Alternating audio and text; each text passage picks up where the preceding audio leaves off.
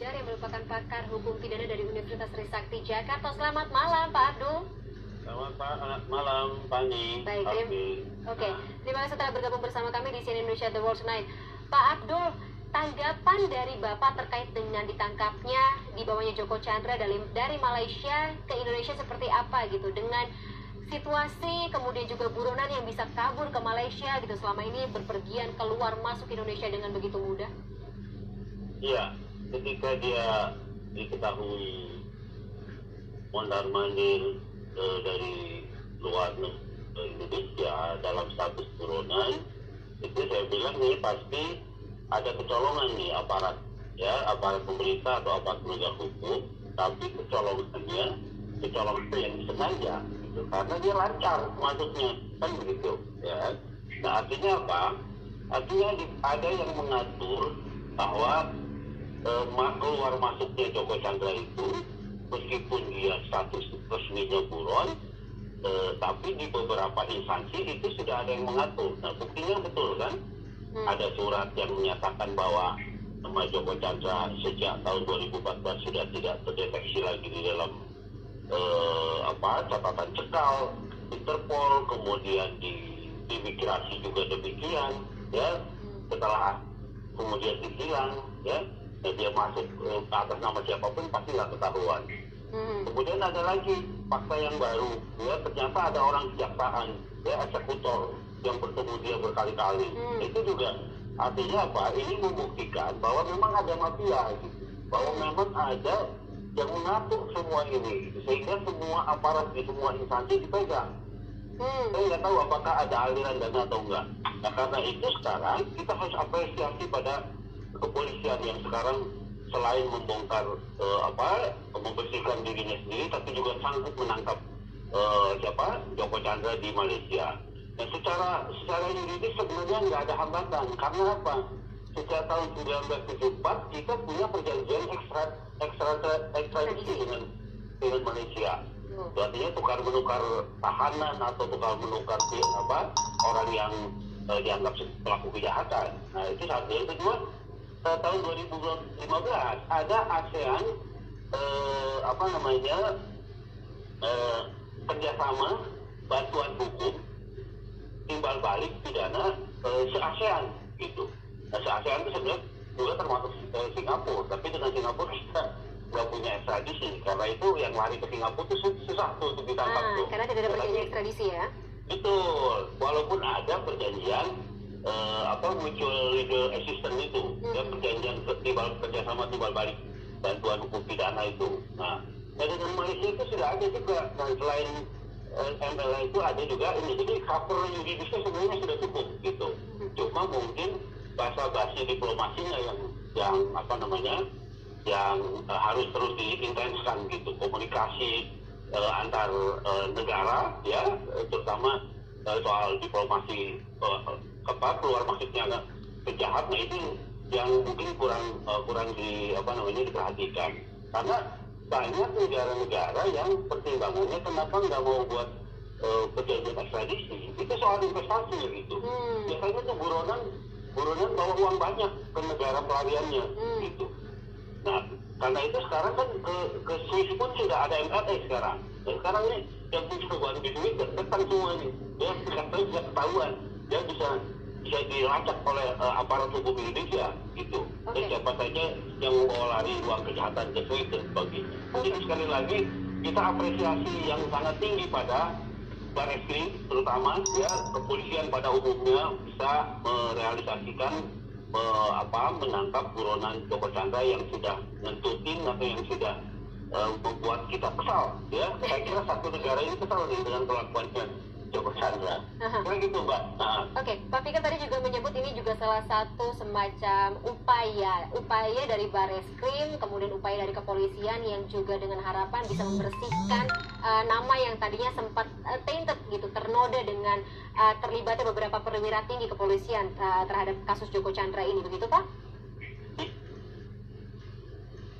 Iya, kan selain kan gini, polisi tidak akan berbuat sesuatu kalau tidak ada orang ya yang memulai gitu, yang paling tidak menstimulasi ya umpamanya keluar surat jalan gitu ya, walau kan nekat itu surat jalan, walaupun bukan kewenangannya, dia keluarkan juga itu surat jalan ya oleh salah satu pejabat di kepolisian dia kan. Nah bahkan ditaruhlah si buronan itu sebagai konsultan. Nah kan wah sudah betul-betul menampar muka itu ya. Nah kemudian di bagian yang lain juga membuat surat kesehatan dan sebagainya. Nah di sisi yang lain juga sebenarnya di instansi lain ada pokoknya pertemuan pengacara dengan kepala kejaksaan yang katanya ngomong-ngomong soal PK. Ya, kalau saya itu nggak relevan, PK itu kan di pengadilan gitu, kok ke PK ke kepala kejaksaan dan sebagainya. Kemudian ada opsi kejaksaan yang bolak-balik ketemu dengan Joko Chandra sampai 9 kali bahkan untuk pemeriksaan. Itu juga mestinya ada tindakan-tindakan yang yang tegas seperti yang dilakukan oleh kepolisian. Kalau tidak, maka lembaga itu kalau misalnya di mata masyarakat itu akan ada ketidakpercayaan ya. Kejaksaan imigrasi bahkan menyalahkan pegawai yang baru umur 20 tahun yang baru bekerja di bagian itu kan, ini kan mencari pembenaran gitu, padahal sebenarnya ada kesalahan saat itu. Terusnya dibuka saja. Ini zamannya kita tidak zaman keterbukaan. Maksudnya semua aparat di lembaga-lembaga penegakan hukum dan lembaga-lembaga pemerintahan yang berkaitan dengan penegakan hukum itu terbuka saja.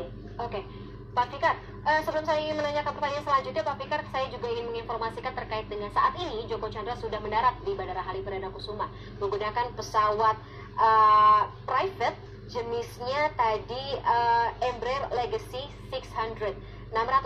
Tapi di sini juga menjadi salah satu pertanyaan terutama untuk publik yang melihat hal ini, bahwa Joko Chandra dijemput dengan menggunakan pesawat pribadi kemudian juga mendarat di landasan atau ruangan VVIP di Bandara Halim Perdana Kusuma. Mungkin kalau dari pengamat hukum pidana ini menjadi sesuatu presiden khusus yang bisa ditangkap oleh publik seperti apa? Ya, saya kira ini kalau itu yang terjadi itu berlebihan ya. Mestinya menangkap itu ya pakai pesawat penumpang biasa saja gitu, reguler saja. Toh kegawatannya kan juga tidak, besok bukannya akan kiamat atau akan perang gitu, kan bisa penumpang. Tapi kalau pesawat pribadi, ini artinya pesawat itu gimana ya, anggaran negara atau ada orang lain yang menyokong, kan juga jadi pertanyaan seperti itu. Apalagi mobilnya diterima di satu tempat yang mewah sekali. Nah karena itu bisa menjadi pertanyaan begini, ini apa pulang? Kan begitu sebenarnya ya kan, ditangkap atau tetap pulang dengan sendiri dengan fasilitas yang begitu mewah. Nah itu kan menjadi perhatian kepada kepolisian. Jadi kita apresiasi kepada kepolisian, tapi yang wajar saja lah, jangan diskriminatif gitu. Ya. Apalagi kalau mau pakai pesawat ya nggak usah pakai pesawat pribadi, pakai pesawat umum juga nggak apa-apa. Toh juga tidak terlalu tidak gawat gitu, keadaannya tidak darurat gitu, ya kan? Baik. Halo? Baik, Pak Fikar, kami potong dulu ya. Silakan. Nah, tetap bersama kami, Pak. Baik, Pidana Abdul Fikar Hajar yang masih bergabung bersama kami di CNN Indonesia The World Tonight pada malam hari ini. Pak Fikar. Ya. Baik, Pak Fikar, terima kasih telah menunggu, Pak Fikar. Oke. Pak Fikar, tadi saya juga sempat mendapatkan informasi bahwa pengacara Anita Kolopaking, pengacara Joko Chandra ini meminta perlindungan ke LPSK terkait dengan kesaksian yang akan ia keluarkan. Kalau misalnya secara logika meminta ke LPSK terkait dengan kesaksian yang akan ia keluarkan dalam pemeriksaan oleh kepolisian. Menurut Pak Fikar, apakah ini akan berpengaruh terhadap proses hukum atas Joko Chandra? Ya, kan gini. Anita ini atau pengacara ini disangka ikut melakukan tindak pidana melindungi buronan, bahkan membantu membuat surat palsu atau menggunakan surat palsu. Itu tadi keterangan dari Diskumpol ya. Nah karena itu saya kira mungkin menurut versi Anita ya, ketika dia ditetapkan sebagai tersangka akan ada banyak keterangan yang akan menyangkut banyak orang. Ini prediksi saya begitu ya. Tidak hanya nama-nama orang yang sekarang ditetapkan sebagai tersangka atau diberhentikan dari jabatannya, sangat mungkin akan ada orang baru yang akan disebutkan, ya, dengan posisi yang tinggi juga sangat mungkin. Nah, karena itu kemudian secara logika yuridisnya dia meminta perlindungan ke lembaga perlindungan saksi dan korban. Gitu. Nah, karena itu dia bisa dilindungi atas nanti keterangan yang akan dia berikan. Nah, itu prediksi saya begitu. Nah, jadi apakah kemudian akan berlanjut perkara? Kalau perkaranya Joko Chandra itu kan soal cesi kembalinya sudah selesai, ya. Dia sudah narapidana. Nah, sekarang dia pasti dibawa ke lembaga pemasyarakatan, gitu. Karena dia bukan tahanan, kecuali ada pasal baru, ada perkara baru yang akan ditimpakan kepada Joko Chandra. Umpamanya dia menjadi pelaku peserta dalam pemalsuan surat, pokoknya bisa jadi seperti itu. Nah, kalau itu yang terjadi, dia bisa sangat mungkin dimasukkan tahanan. Beda ya tahanan dengan lembaga pemasyarakatan. Kalau tahanan itu belum ada putusan tetapnya, tapi kalau lembaga pemasyarakatan, orang yang ditahan di lembaga pemasyarakatan itu yang sudah menjadi narapidana, yang sudah ada putusan pengadilan yang mempunyai kekuatan hukum tetap, gitu. Nah, karena itu saya bilang itu pasti dibawa ke lembaga pemasyarakatan. Ya, apakah di Cipinang ataukah umpamanya seperti Pak Ahok dulu di markas Brimob yang di Kelapa II itu, ya. Nah, tapi kalau dia diperlakukan sebagai tahanan, umpamanya ada kasus baru, dibuka kasus baru, gitu ya. Nah, sangat mungkin dia ditahan di Mabes Polri, gitu loh. Nah, jadi permintaan perlindungan saksi perlindungan Anita Kolopaking sebagai tersangka yang nanti akan memberikan keterangan sangat mungkin menurut dia keterangannya akan menyebut nama-nama lain selain pejabat yang sekarang sudah dibuktikan oleh kepolisian. Oke. Dan terbatas pada yang di kepolisian, tapi juga bisa pejabat di kejaksaan, bisa juga pejabat di imigrasi atau Kementerian Hukum dan HAM. Nah, karena itu kemudian dia minta perlindungan ke LPSK. Oke. Pak Fikar, tapi kalau misalnya dengan situasi saat ini ketika Joko Chandra juga diduga memiliki 2 atau lebih dari 1 kewarganegaraan, kalau dari kacamata hukum pidana, apakah ini mempersulit proses hukum ke depannya? Ya, halo? Ya, Pak Fikar masih terhubung bersama kami ya? Ya, tidak, karena begini, dalam hukum pidana itu yang berlaku adalah azas teritorial. Siapapun, ya, meskipun dia warga negara akhirat, ya, kalau dia melakukan kejahatan di Republik Indonesia, maka hukum Indonesia berlaku, gitu loh. Nah, karena itu pentingnya kerjasama antar negara, ya, dalam menghadapi kejahatan-kejahatan yang bersifat global atau transnasional, gitu, atau bahkan tindak pidana internasional, gitu. Ada kata itu, maksudnya konvensi dunia mengenai korupsi, ada konvensi ada MLE, ada perjanjian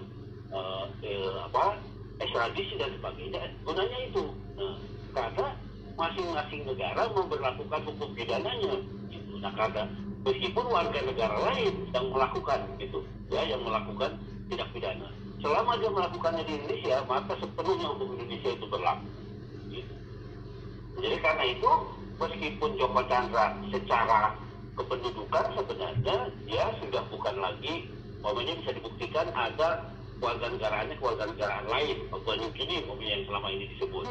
Maka dengan sendirinya menurut Undang-Undang Kewarganegaraan dia berhenti sebagai warga negara Indonesia. Artinya dia harus dicoret sebenarnya sebagai warga negara Indonesia. Nah, karena itu kemudian dia ditahan, ya, dia bukan ditahan, dia ditahan untuk melaksanakan hukumannya itu sebagai warga negara Papua. Nggak ada masalah gitu, dengan hukum itu nggak ada masalah. Ya paling-paling etiknya adalah Indonesia memberitahukan penahanan ini, penangkapan dan penahanan ini kepada perwakilan negara Papua di Indonesia, umpamanya. Itu etika diplomasinya, etika hubungan antar negaranya. Baik. Soal penerapan hukumannya tetap bisa diterapkan gitu, tanpa ada hambatan yang lain. Baik, terima kasih Pak Fikar atas penjelasannya dan juga waktunya bergabung bersama kami di CNN Indonesia The World Tonight. Selamat malam Pak Fikar. Ya, CNN Indonesia The World Tonight masih akan kembali